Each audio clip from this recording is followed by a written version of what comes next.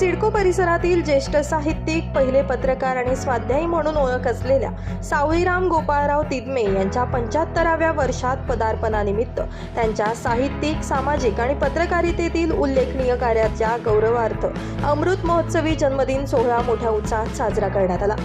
हा भव्य कार्यक्रम लक्ष्मी लॉन्स येथे आयोजित करण्यात आला होता।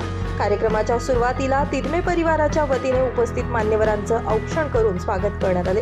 तसेच तिदमे यांना शुभेच्छांचा वर्षाव करण्यात आला। या प्रसंगी चाणक्य मंडळ परिवाराचे संस्थापक अविनाश धर्माधिकारी यांनी आपल्या मनोगतातून तिदमे यांच्या कार्याचा गौरव करत त्यांच्या समाजाभिमुख लेखन आणि पत्रकारितेची प्रशंसा केली।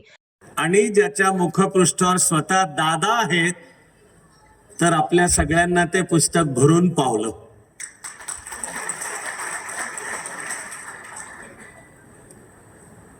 मी सुद्धा स्वतःला स्वाध्यायी म्हणूनच वर्णन करतो की अविनाश धर्माधिकारी कोणचं माझं वर्णन आहे, मी स्वाध्यायी।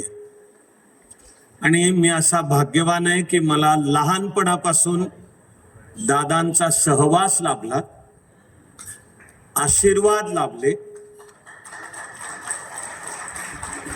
आणि अतिशय जवळनं त्यांच्या ते शरीराने सुद्धा आपल्यात होते। इथे आता आधी जे बोलत होते त्यांनी केला उल्लेख की दादा आत्ता सुद्धा आपल्यात आहेतच। हा बरोबरच उल्लेख आहे की दादा आहेत, दादांचे आपल्या सर्वांना आशीर्वाद आहेत।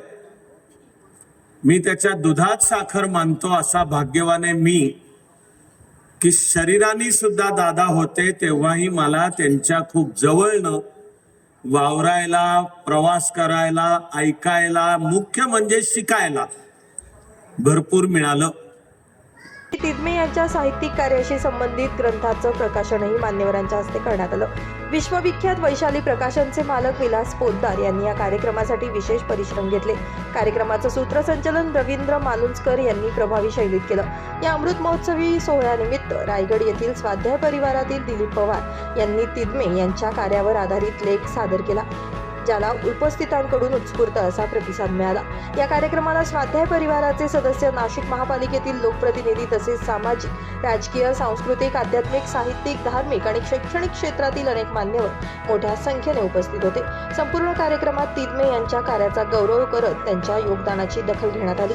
नितीन चव्हाण, महाराष्ट्र 24 न्यूज, नाशिक।